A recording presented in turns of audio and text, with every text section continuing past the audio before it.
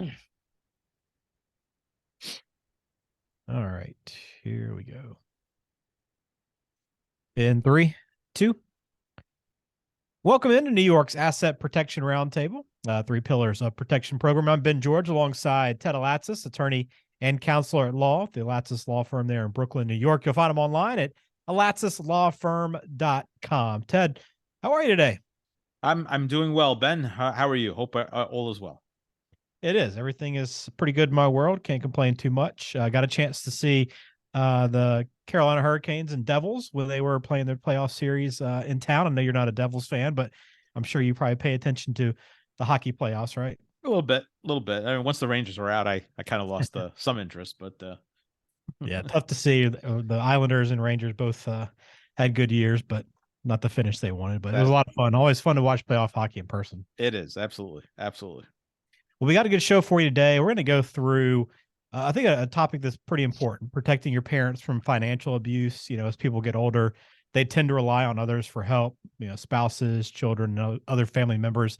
They often step in and they handle everything from finances to even cutting the grass, right? But if there are no family members around that are trustworthy and capable, which are two keys there: trustworthy and capable, many look to other outside providers, caregivers, and other options like that. But unfortunately, as people age and become reliant on others, they can make themselves targets for financial abuse. So I want to kind of talk to you, Ted, a little bit about how to watch out for this different types of abuse and steps you can take to protect your parents and protect those loved ones in your lives from becoming a victim. So is this like topic pretty prevalent issue that you see? So it does happen from time to time, and can be an issue in families. So certainly, it is something that people need to be aware of, and certainly need to pay attention for. So yeah, absolutely. Or is it just more one of those things where when it does happen, it's such a big deal or such a major issue that it kind of makes headlines or you hear about it and the story carries a lot of weight, but it doesn't happen as much as you might think. Well, it happens every day, but it's not like it Okay. happens, all the time every day. It's one of those things that does happen, frequently enough so that we should talk about it.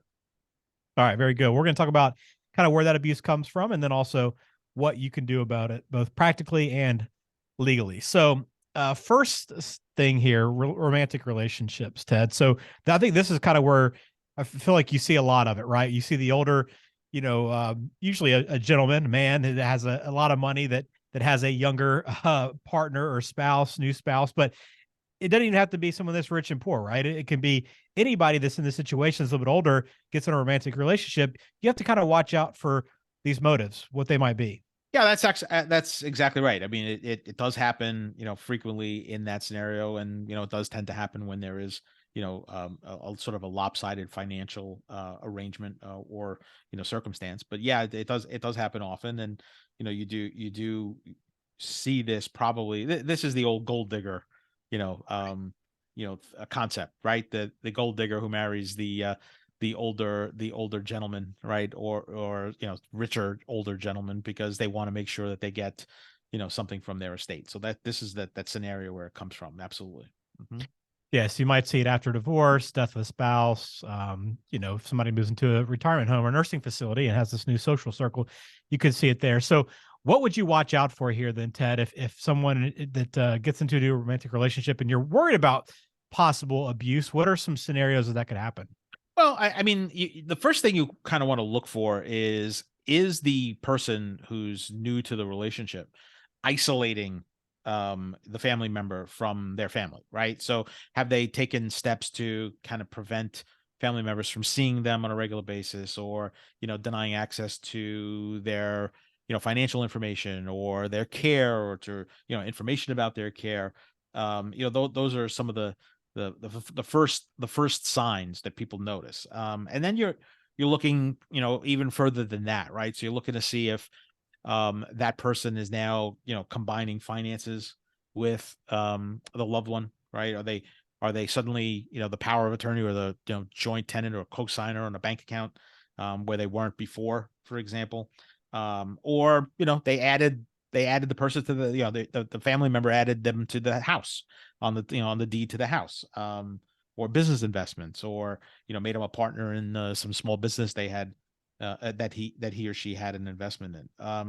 And then suddenly, getting into the scenario where that that person is now spending money on behalf of the loved one, that are, on things that are out of the ordinary or extravagant, or things that they wouldn't ordinarily be buying for themselves. And then, is the loved one being pressured? Is the loved one being told, hey, you really need to go change your will, you need to change your trust, you need to change your power of attorney, because I need it to help you, right? These are some of the signs that there could be some of that manipulation going on. All right, so that's romantic relationships, the first kind of area to keep an eye on. Second category here, caregivers. So this happens quite a lot, right? You need some help in home or need to receive regular treatment in a retirement center, nursing facility, that kind of thing. And most of the time, this is an unsupervised situation, right? Caregiver comes in and they do what they need to do to assist, and you can't always be there to watch and observe. So, what kind of things you need to be watching out for here that could be a red flag? And this is probably where the let's call the person who's being cared for, let's call that person the victim, right? Just for the sake of clarity here, right? So that person, who's now the victim, is feeling the most vulnerable in that scenario. They don't have loved ones around them necessarily to provide the care that they need, and so there's someone there to fill that gap. And because of that, that emotional attachment to being cared for, they're much more uh susceptible to being manipulated into giving gifts, to the caregiver that were probably more in a more um out of the norm, okay? Or again, go back that sense of isolation. The caregiver suddenly is not allowing family members to visit the home, or the caregiver is now answering the phone when they ordinarily wouldn't be answering the phone, or checking the victim's mail or email, or cutting them off from any other form of communication, so they really don't have a sense of what's going on, or even a knowledge that someone's actually reaching out to them, right? So these are the circumstances, and because they're being cared for, they're kind of oblivious to it, because they feel they are, at least that at least somebody's quote unquote paying attention to them.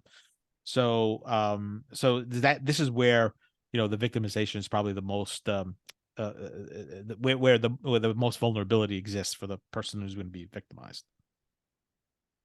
All right, so then the final category, then, sadly, is family members. Oftentimes, this can happen where someone comes in, maybe has their parent move in, or they move in with them and provide the same type of care, right? They're around all the time and kind of handle the finances, that kind of thing. And most of the time, it is to actually benefit and help because you love and care about someone. But there are times when greed can kind of take over, right? And they can go kind of above and beyond what's necessary. Yeah, absolutely. And you see this in the most common form, is where the will is changed at the last minute, or right once the person has started taking care of their loved one. And that's really one of the telltale signs. And what essentially what happens in that scenario is that the person who's providing the care, feels a sense of entitlement, right? Or expresses a sense of entitlement, and based on that sense of entitlement, whether it's real or not, they start taking advantage. They might be taking more out of the account than they ordinarily would be for the care of their parent or loved one, right? They might suddenly convince the person to go to their lawyer and change their will, and give them greater access. Or they might start preventing family members from seeing their loved one, right? So they constantly making excuses as to why it's not appropriate to come visit their loved one because of health reasons or whatever, when there really aren't any particularly good reasons to do that. And then controlling or having access to bank accounts that they didn't have access to before, and manipulating everything under that sense of, hey, I'm here to protect you, right? I'm here to take care of you. Your other children, your other loved ones are not here to help you. I'm here to help you, so you should allow me to do this. And many times that coercion, implied or direct, it results in being taken advantage of. All right, so these are the kind of the three most common places that this might happen: financial abuse. And again, it doesn't always occur, even if you think something might be below board. It's not necessarily the case. So you want to take action and follow up. So let's talk a little bit about what you can do if you suspect this might be happening. And we kind of, I guess, split this out into two things: practical options and legal options, Ted. So let's start practically. What can you actually do practically? Because to me, I hear the thing that kind of came up a lot there was isolation, right? So to Mhm. me, it seems like being active and kind of having a more proactive approach to communication is probably a good starting point, right? Yeah, absolutely. An open line of communication is very important, and that sometimes can be difficult because we have people who live on separate coasts of the country or where wherever. But at least at a minimum, having a conversation on a regular basis, having an opportunity to see the person in person if possible, kind of keep those lines of communication open because when you're doing that, first you're getting you're gaining the information and knowledge to understand whether the loved one is being manipulated or taken advantage of. But secondly, you're also signifying and that you care enough to be involved enough to be aware of what's going on. And so that signals that defensive posture to potential predators who may be out there trying to take advantage of your loved one. And then the other part of it is kind of developing some relationship with key advisors, right? So, a lot of us, we have an attorney that we deal with on a regular basis, or we have an accountant or financial advisor or banker. So, kind of, develop a relationship with those people to the extent that you know who they are, and get a sense of, to kind of look for certain red flags, kind of get an idea of what's going on, so that maybe they can give you a heads up when something out of the ordinary happens, or at least they could look out for something that's out of the ordinary, and they could act as that buffer as well.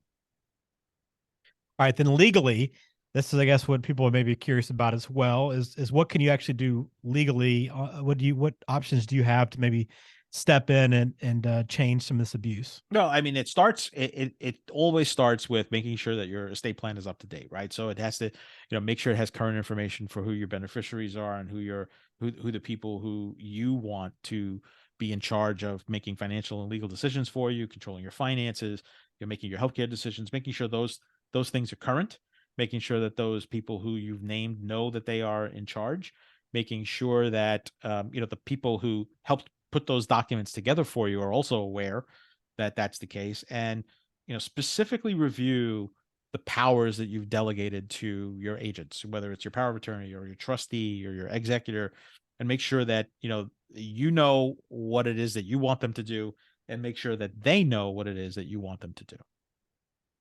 Then you want to review that plan with those family members and just confirm those wishes with them, so that they know what to expect, what your wishes are, so that they can be honored, right? And when changes are made, you let them know that those changes have been made and why you've made those changes.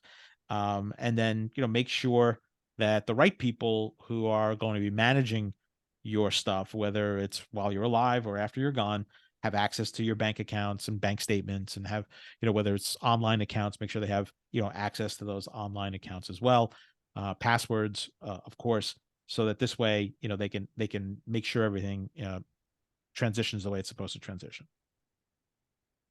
So, what role do you play then, Ted, as an estate planning attorney to help people out with this? Can you? Is there a lot that you can do, or is it more just guidance? Well, there's a couple of things, right? So guidance is a big part of it. The other part of it is certainly, if you have a relationship with a client, or, if a client comes in for the first time, kind of really getting try to get a good sense of what's going on when you're having that conversation with the client. Make sure that or try to get a sense to evaluate whether they're actually being abused, who was it that brought them to see you, have what are the circumstances under which that person has come to either deal with his estate plan, or her estate plan, and what's the motivation behind the plan. And then when things are discussed, to get a real sense from the person who's sitting in front of you, why it is that they want to do whatever it is that they're looking to do, right? If someone's got 4 kids and they want to leave everything to one kid, why is that? What's the reason? Why are the other kids being left out? What's the motivation behind it? That sort of thing. And then if they had copies of documents from before, explaining to them that this is what they had before versus what they're doing now, and why the change, right? So it's really it case by case, sitting down and acting sort of as a buffer as best as you can. All right. Well, if you have questions for Ted, or suspect that maybe there may be some abuse happening to someone that or have a friend that maybe has talked about this before and want to give those some guidance, the best thing you do is log on alatsaslawfirm.com. That is the website. And the phone number, 718-233-2903. If you have any other questions on your mind about estate planning, you can always log on. There's plenty of resources on Ted's website, along with some great videos and all of our podcasts as well. So hopefully some tools there to help answer some of your questions. But again, you can always follow up by calling 718-233-2903. Well, tough situation for anybody to be in, Ted, but hopefully we'll provide a little bit of guidance today on the show and give some people some things to think about and be on the lookout for. So thanks for your time. And my pleasure, Ben. And it's, as always, great to talk to you. All right.